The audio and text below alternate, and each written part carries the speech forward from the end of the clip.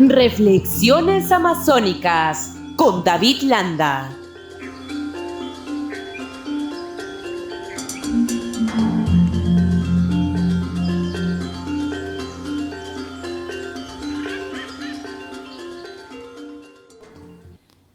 Es un gusto hoy tener en los estudios a David Landa, ¿no? Siempre, habitualmente, usted, amigo oyente, amigo televidente, siempre habrá escuchado que le presente un hábitat natural envidiable, como es Moyobamba, ¿no?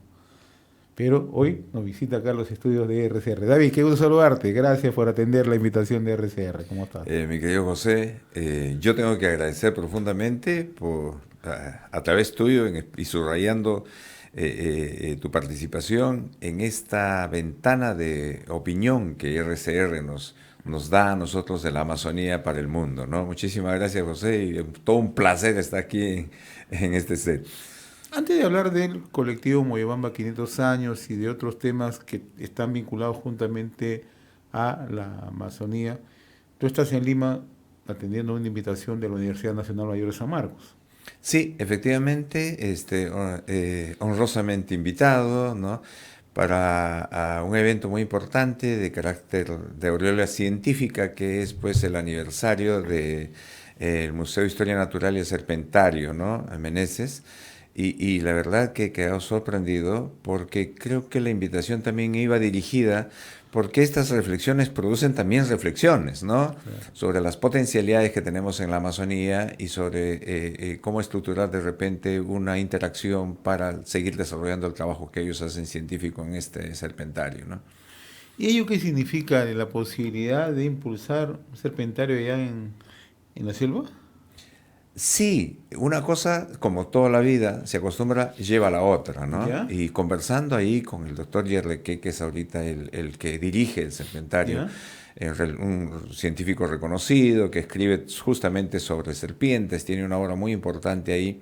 Entonces se veía se explora la posibilidad ahora de que podamos instalar un serpentario justamente en la ciudad de Moyobamba por su ubicación estratégica, que es intermedio en la andino-amazonía, ¿no? Entre el llano, 200 metros, 100 metros sobre el nivel del mar, y la parte andina, que podríamos estar hablando de 2.500, 2.600 metros sobre el nivel del mar, porque Moyobamba está a 800 metros, ¿no? Entonces, un clima muy, muy adecuado para acopiar especies, ¿no? De serpientes Y además el venenosas. hábitat natural como para desarrollarlo. Claro, no tenía el sobrecosto del tratamiento, del manejo, de la adecuación, del atemperamiento del ambiente para que puedan estar ahí las serpientes y sobre todo el tema del manejo veterinario para las enfermedades porque estarían en su ambiente natural, ¿no? Así es. Entonces estamos en esas conversaciones, hemos avanzado bastante y creo que pronto vamos a tener si es que todo esto arriba a buen puerto, o instalado un serpentario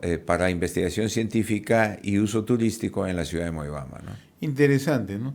No quiero desaprovechar la oportunidad, David, para preguntarte sobre lo que siempre hemos tratado semana a semana, ¿no? El aporte que se está generando, se está desarrollando en Moyobamba, en la región San Martín, en toda la Amazonía, de lo que significa un colectivo, ¿no? Y en Moyobamba se ha impulsado el colectivo Moyobamba 500 años, ¿no? Un colectivo que reúne a distintas vertientes, pensamientos, ¿no? Pero que tiene como objetivo echarle una mirada qué es lo que se puede hacer, qué es lo que se puede impulsar, cómo podemos coadyuvar a mejorar, a desarrollar, en este caso San Martín, y por qué no replicarlo en otros puntos de la Amazonía. ¿Cuánto se ha avanzado en esto? Mira, en realidad creo que nadie pudo prever la magnitud del impacto que ha tenido en la reflexión para la gestión adecuada del territorio, ¿no? Que es fundamental, Claro. este colectivo.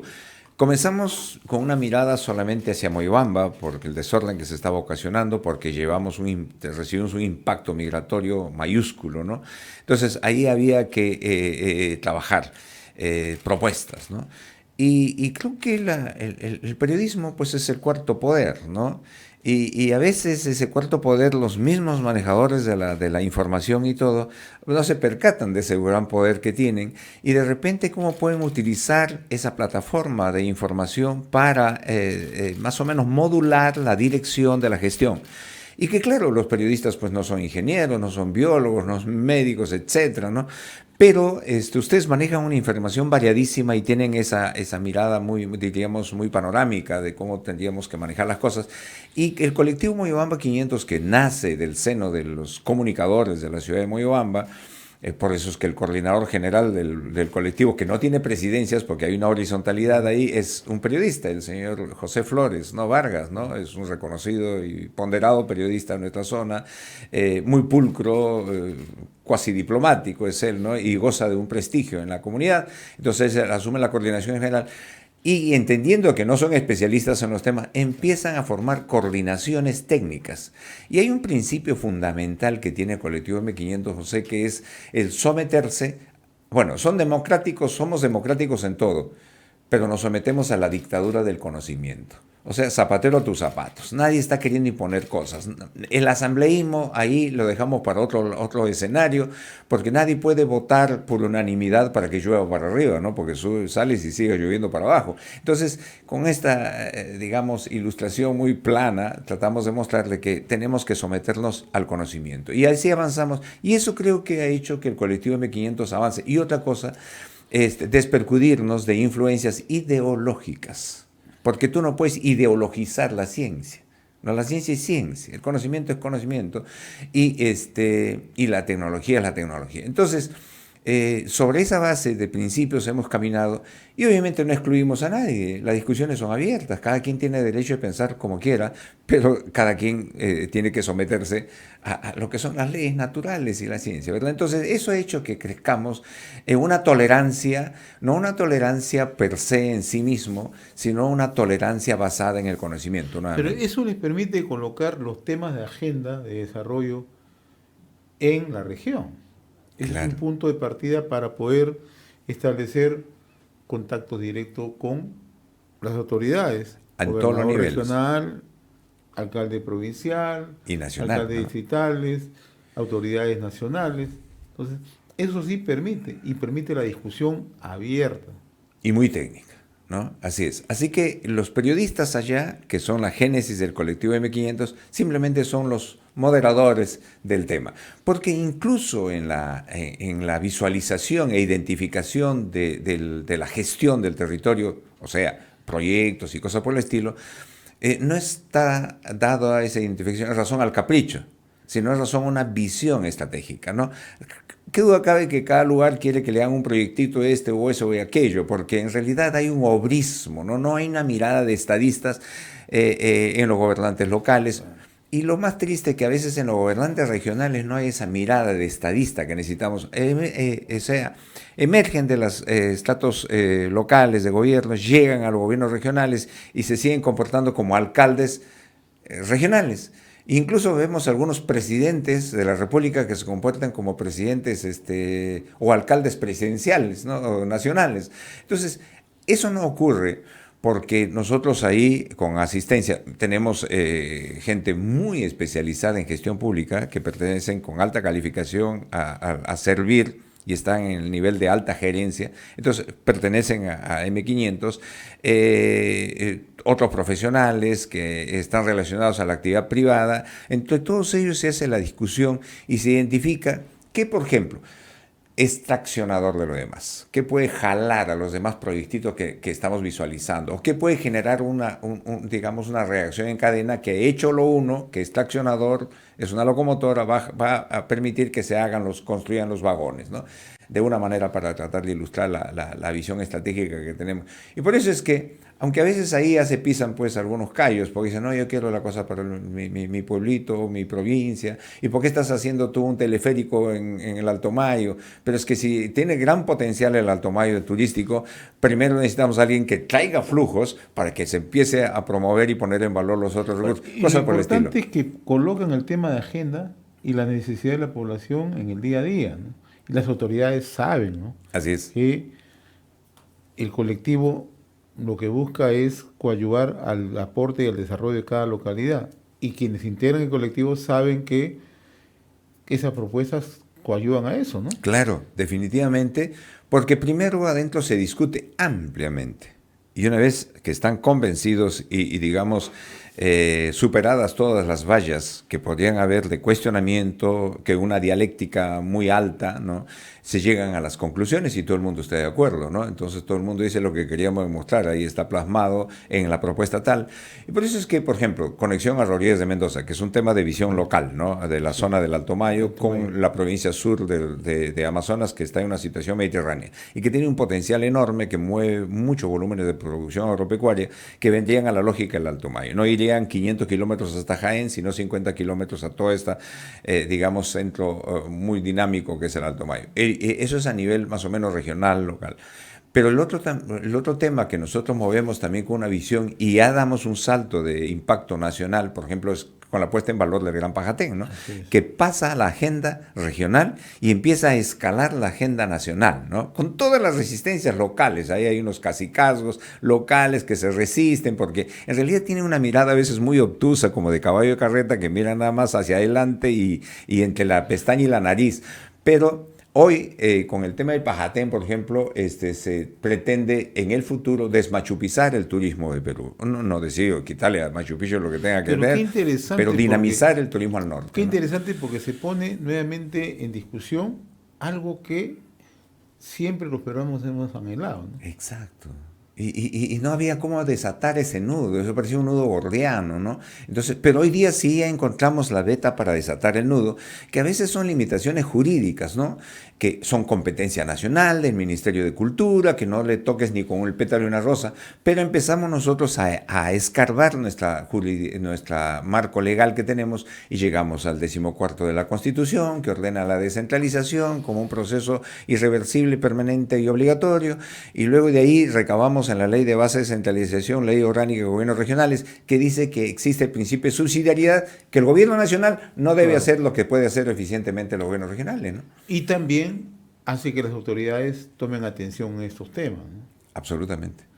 Porque va emanando de la misma población y se impone como una necesidad, ¿no? Y además, el otro tema que a mí me llamó poderosamente la atención, yo tuve la oportunidad de hablar con el coordinador de también el colectivo Nuevo Cajamarca, ¿no? Segundo Eso calle. está irradiando, ¿no? Sí, Por sí, eso sí. yo destaco siempre, semana a semana, que esto es una fuente de irradiación que permite, ¿no? Que definitivamente.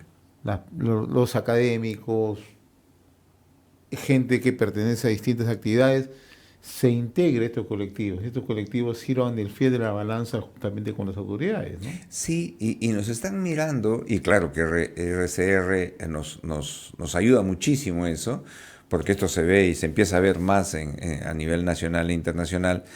Y, por ejemplo, en este viaje que he tenido acá, por invitación de la Universidad de San Marcos, las vinculaciones que tenemos con personajes y profesionales y autoridades muy prominentes, como en el caso del doctor Luis Izquierdo, ¿no? Con el que hacemos todo este acercamiento, nos solicita integrarse, y él es ex rector de San Marcos, ¿no? Nos solicitó integrarse al colectivo, ¿no? Porque le gusta esta visión que tenemos, esta mirada que se hace, esta plataforma de discusión. Entonces, yo creo que están haciendo, y las réplicas que tenemos en Nueva Cajamarca, las que se están haciendo en Juanjuy, las que se están haciendo se está gestando en Tarapoto, en Pucallpa se está gestando algo similar, en Amazonas igual. Entonces, se están dando cuenta que la población organizada de esta manera puede empezar a participar, y ahí se empieza a construir eso que es tan anhelado y teóricamente expuesto, la gobernanza, ¿no? La integración del Estado con la sociedad civil propositivamente, y no, como siempre lo subrayo, no es para tomar carreteras y vulnerar el derecho de los ciudadanos. Pero además, ¿no?, de un modo horizontal, no vertical, ¿no? Absolutamente, ¿no? Sí, la única verticalidad que aceptamos es la del conocimiento, ¿no? Claro. Nada más, ¿no? El resto es una horizontalidad que tú mencionas, y cada quien en su especialidad, con la autoridad que digamos, del que está investido por la formación y la ilustración y la academia, ¿no? Y esto nos marca una diferencia, David, ¿no?, de las necesidades que tiene la población, que son atendibles, ¿no? Pero cuando se constituyen estos colectivos, estos movimientos, que tienen una mirada de respeto hacia la autoridad, que tienen una mirada donde dicen, nos podemos sentar a conversar, podemos dialogar, podemos establecer mecanismos para encontrarle salida, nos diferencia un poco de lo que ocurre en otros puntos del país, ¿no? Por ejemplo, en Puno, en la Sierra Sur, donde las necesidades son atendibles, pero no existe esa capacidad de articular, ¿no?, entre distintas colectividades que puedan pensar diferente, pero que puedan sentarse a decir, bueno, Vamos a ver cuáles son las necesidades, cómo podemos acercarnos al gobierno central, cómo podemos acercarnos a las Es que, autoridades. sí, sí. Lo que pasa, José, es que en esas agrupaciones que surgen, Sí. esos movimientos Así, que se impulsan, porque están así impulsados por es. alguien, hay una fuerte carga ideológica, pues Así es. política, ¿no? Entonces yo tengo que generar contraposición, la lucha de los contrarios, ya me hace acordar las épocas universitarias, ¿no? Entonces todos esos temas que se manejaban ahí, que no es el caso, pero que se sobreentiende. En cambio, en esta plataforma no. Y para tratar de ilustrar esto, voy a mencionar, cuando volaba a Lima, ¿Ya? nos tocó un día muy despejado y veía toda la composición, ¿no? Nuestra composición del territorio, la parte de la sierra. Una desolación total, desierto absoluto, con un contenido mineralógico espectacular, Así porque es. tenemos las reservas mineras más importantes del Así es. planeta, creo. Y los villorios chiquititos por ahí. ¿Cómo hacemos para convertir esta prodigalidad del territorio en bienestar de la gente, cuando por un lado tenemos grupos ideologizados, Así es. por otro lado pequeñas ONGs, digamos, que también manejan sus intereses y sacan mucho partido de una oposición, digamos, ciega a cualquier otra actividad porque por ahí le entran los recursos, movimientos mundiales que son legítimos de conservación de los recursos y limpieza del planeta, pero que ahí se fagocitan, se infiltran los otros que jalan agua para su molino y se llenan los bolsillos de todo aquello que ellos dicen combatir. Entonces, necesitamos una sociedad civil organizada, con criterios específicamente técnicos, para que podamos poner en valor todos esos recursos que tenemos y podamos darle bienestar a nuestra población, de la que carece la mayoría, ¿no? Bienestar en educación, en salud, en comunicaciones y en distracción también, ¿no? Que es necesario, porque esa es la parte espiritual. Y este país es un país pródigo, maravillosamente pródigo, y podemos hacerlo. Pero ahí los comunicadores, vuelvo a subrayarlo, como el espacio que tú manejas, son cruciales, ¿no?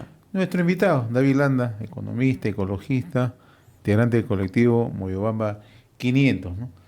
Ustedes tienen un conjunto de proyecciones desde el colectivo. Tú, antes de ingresar a esta conversación, les explicaba que hay que echarle una mirada siempre a la Amazonía, ¿no? ¿Qué proyectos en marcha se están trabajando desde el colectivo Bueno, o que de una u otra manera pueden echarse un vistazo? En realidad, la Amazonía necesita ser gestionada adecuadamente y para eso se tienen que cumplir o generar algunas condiciones, ¿no? La Amazonía no puede seguir con el poco espacio de territorio, por ejemplo, para actividades agropecuarias, ¿no? Que podrían ser, aglutinando cifras, diría yo, un 25% de su territorio apto para actividades desde agroforestales hasta las de cultivos en limpio o ganadería, que solamente tienen el 2% de su territorio para aquello. Necesita generar alto valor a lo que se produce. No podemos nosotros, con ese pequeño superficie de producción y con una población que cada vez se incrementa por las razones propias de natales, locales y más por la inmigración que viene, aunque eso se ha detenido un poco por el boom de la agroindustria en la costa, que ya los flujos migratorios ya no son hacia la Amazonía fuertemente, sino son a la costa porque ahí hay dinero rápido y sano, y una economía sana. Entonces, lo que tenemos que hacer en esa pequeña superficie es dotar de condiciones para agregarle valor. Entonces necesitamos mucho conocimiento, ¿verdad? Necesitamos, por un lado, que la academia tenga una orientación adecuada y enfocada a formar las capacidades humanas en razón de lo que necesitamos para trabajar lo que el territorio nos ofrece. ¿Qué quiero decir? Universidades más tecnológicas que universidades humanistas, ¿no? O sea, yo necesito menos derecho, menos administración, menos de las cosas, y necesito más ingenierías forestales, zootecnia, agronómicas, necesito biología sobre todo. ¿Y en eso se está avanzando? No, en eso nos estamos deteniendo, porque los modelos de la academia que tenemos ahí siguen los patrones normales, ¿no? Por ejemplo, estamos queriendo y ahorita estamos dándole cuerpo un poquito a una propuesta que queremos llevar, por ejemplo, a la UCB, Ojalá que tengamos una reunión con el señor Acuña, a ver si ustedes nos ayudan en su momento, para tener una conversación con él y mostrarle, señor, usted el modelo de universidad que puede manejar en la Amazonía no puede ser con los patrones para otros espacios territoriales, sino esto es lo que necesitamos y estas carreras pueden impulsar ustedes. Ustedes pueden hacer, por ejemplo, le diríamos a la UCB, usted puede hacer la plataforma para el convenio que hagamos con Costa Rica y nos traiga una filial de la CATIE a Perú, ¿no? La CATIE pues es una institución de investigación, de transferencia tecnológica, etcétera, de alto nivel de posgrado en Costa Rica y que ayuda a manejar. Y donde focaliza las necesidades de la población, ¿no? Exacto. Entonces, eso, por ejemplo, queremos hacer. ¿Por qué razón? Porque necesitamos, primero, conocimiento. Y en segundo lugar, necesitamos, si tenemos el conocimiento, ¿qué hacemos con el conocimiento si no tenemos herramientas para plasmar lo que conocemos? ¿Y qué quiero decir ahí? Necesitamos energía.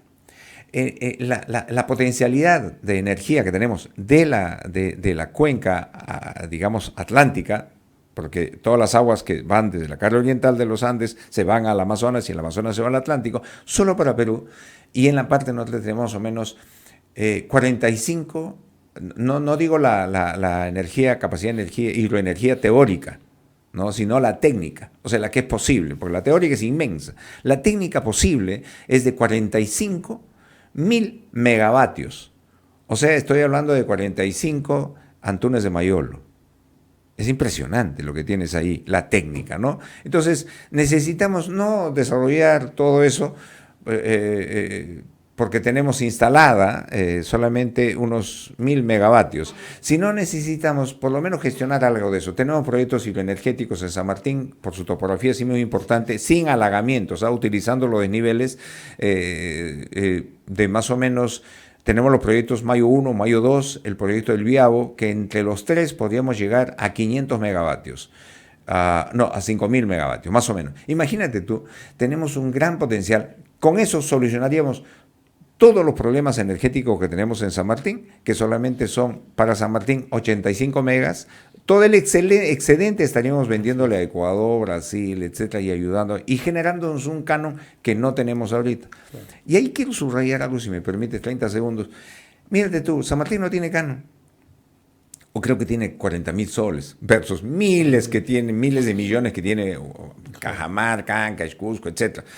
Sin embargo, nosotros recibimos los flujos migratorios de las personas de bajos niveles, o que están en niveles de pobreza y extrema pobreza, de Cajamarca, que tiene canon inmensos, de Piura, de algunos departamentos de la costa.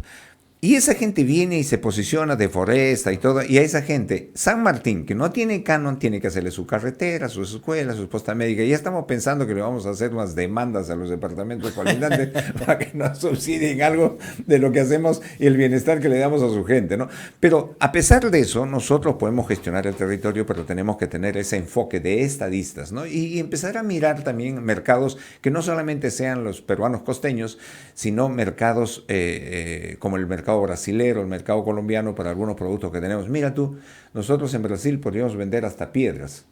En serio, como me parece un chiste. Sí. Podríamos vender piedras al estado de Amazonas, a la ciudad de Manaos, que necesita bastante, y ya no te digo de todos los productos andino-amazónicos que tenemos ahí, ¿no? Eso es. Y dentro de las potencialidades que tienen en la región San Martín, específicamente en Moyobamba, ¿qué es lo que se puede aprovechar en estos momentos? Mira, en realidad el esfuerzo mayor que le estamos poniendo nosotros es primero dinamizar más la economía, que es con esta conexión a Rodríguez de Mendoza, que nos falta 19 kilómetros. Esos 19 kilómetros a nivel de trocha lo queremos completar este año. Eso sería histórico porque eso lo vienen, moyobambinos específicamente, lo vienen gestionando desde hace 70 años. Porque le indujeron al presidente Odelía, que era de Canta y no conocía de esa zona, en aquella época, que emita un decreto presidencial que ordenaba la construcción de esa carretera. Tenemos una agenda de 70 años embalsada ahí que lo vamos a concluir, Dios quiera, este año con la conexión de la trocha. ¿Y qué permitiría eso? Eso va a traer, por ejemplo, primero que el café, el deliciosísimo café que tienes, porque se cultiva a niveles altitudinales espectaculares que son entre Rodríguez de Mendoza y San Martín, la zona del Alto Mayo y Rodríguez de Mendoza. que salen de Rodríguez de Mendoza y se venden en Jaén 500 kilómetros, ahora se traerían a procesar en el Alto Mayo a 60 o 70 kilómetros. Ahí hay más o menos unos 4.000 productores de café que inyectarían a la economía del Alto Mayo 200 millones de soles anuales. Solamente de café, no estamos hablando del tema agropecuario. El otro asunto es que tenemos una oportunidad ahí de hacer una adecuada gestión de nuestros recursos forestales. No puede ser que el Perú, y que tiene el 95% de las tierras aptas para actividades forestales, los tiene en la Amazonía, no puede ser que venda 20 millones en elementos forestales, eso es nuestro comercio exterior, versus 1.800 millones de dólares que vende Chile. No, eso no tiene sentido, pero tenemos que dar esa mirada y en esta zona podemos generar y estamos pilotos dejando que se deforeste. que se deforeste. Entonces hay que sin ningún control, y ¿no? se generen economías ilícitas, ¿no? En torno al tema de la madera, porque también hay ONGs que pseudoambientalistas, yo soy ambientalista, nadie puede discutir eso, que dicen que no están mal las concesiones forestales, etc. Claro, las concesiones amañadas, tramposas como se han dado, no pues, pero el gobierno regional a través de sus instituciones como la ARA, o sea, la Autoridad Regional Ambiental, puede trabajar estas concesiones y podemos tener una mejor vigilancia. Y darle sostenibilidad a cualquier proyecto. Absolutamente. ¿No? Entonces hay que usar nuestros recursos forestales, porque a veces nos ponemos medio sospechosos que algunas de estas ONGs pueden ser socios de las mafias madereras que sí sacan la madera. En este instante que estamos conversando, José, deben haber pasado más o menos unas 40 mulas con madera cayendo por esa zona que te estoy mencionando entre Sorito y Mendoza. Eso puede generar inversiones en la zona, generación de empleo. Absolutamente, sí, y regeneración de los bosques, instalación de plantaciones madereras con otras especies maderables que se están manejando y nosotros hemos introducido ya.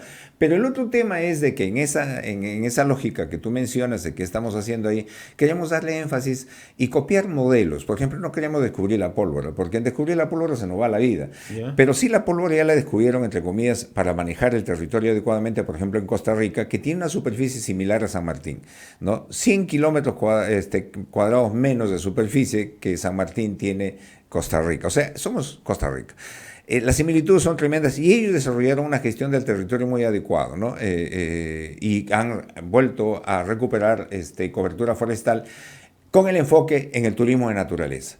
Pero un turismo de naturaleza no manejado con digamos, estrictamente desde la academia y la letra, sino porque el turismo es práctica, constante, ¿no? Yo creo que, y eso todo el mundo lo sabe, que el que construyó Las Vegas en Estados Unidos, que es un icono turístico, no era pues ningún licenciado, ni ingeniero en turismo, ni cosa por el estilo. Era un señor, y hasta encima miembro de una mafia, ¿no? Porque pertenecía a la mafia de Nueva York, que se inspiró y en ese desierto construyó esa ciudad y tuvo enfoque. Entonces, pero hoy ya se han desarrollado metodologías para el manejo de turismo naturaleza, como el turismo ambientalmente planificado, el TAP, que es metodología en la que colaboré en su estructuración, porque se trabajó ya con mayor fuerza en México y colaboramos con ellos hace 20 años atrás.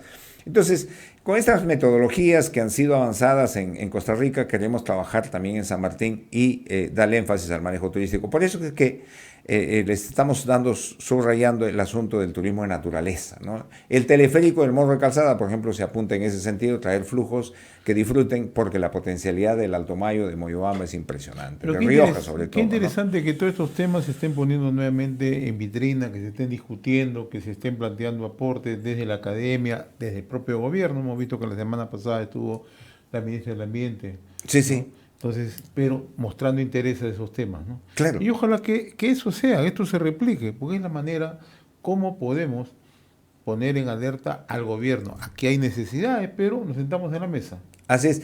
Y lo curioso, bueno, ahí hay que subrayar otro tema, ¿no? La ministra Albina Ruiz realmente es una persona que no creo que está haciendo cálculo político, no se ve eso. Es una persona, es una ministra que está queriendo hacer las cosas. Servicio público, ¿no? Sí, servicio público, articularse con la población. Es servidora pública, ¿no? Y cuanto más alto está, mayor carga de responsabilidad de servicio y de obligación de servicio tiene. Yo creo que ella lo entiende así. Y otra cosa, su capacidad, como es técnica, es una doctora, que es ingeniera industrial, me parece también. Entonces, ella, y especializada en temas ambientales, ella está mirando dónde tiene bastante y alta ejecutividad. Entonces nosotros en el colectivo, cuando le pedimos a ella alguna reunión y hacemos de gabinete, nosotros tenemos un ensayo con nuestros equipos técnicos de cómo va a trabajarse esa sesión para que tenga alta ejecutividad. Ahí no hay discurso pues que alguien quiere lucirse y que le visualicen, ahí de repente le estén invitando a un viceministerio. No, eso no nos interesa. Los discursos son muy concretos, muy rápidos, altamente técnicos, y eso lo ha subrayado la ministra, ¿no? Después, dice, este es un gabinete pero maravilloso. En 1 hora y media habíamos desarrollado un montón de temas de la agenda y habíamos logrado agatarle, y nos tomó, en la última sesión, por ejemplo, todavía nos quedó tiempo para un cafecito, ¿no? Porque ella tenía que seguir cumpliendo con su agenda. Entonces, cuando tú tienes funcionarios de este nivel, en su tema específico, que tienen esta capacidad de reacción y articulación con la población, nos hace surgir esperanzas, ¿no? Entonces nosotros estamos ahí muy por lo menos entusiasmados con esta digamos, receptividad del Ejecutivo Nacional. David, ha sido grato tenerte hoy acá en RCR, Red de Comunicación Regional, ¿no? Y vamos a seguir compartiendo semana a semana esta secuencia de reflexiones amazónicas, ¿no? Allá. Muchas gracias, David. Con los monos, los pavos, los gallos y la gallina. Otro escenario que en realidad es envidiable. Sí. Muchas gracias. Muchas gracias. Estaba con nosotros David Sí. Landa, economista, ecologista, integrante del colectivo Moyobamba, 500 años en nuestra secuencia Reflexiones Amazónicas. Reflexiones amazónicas con David Landa.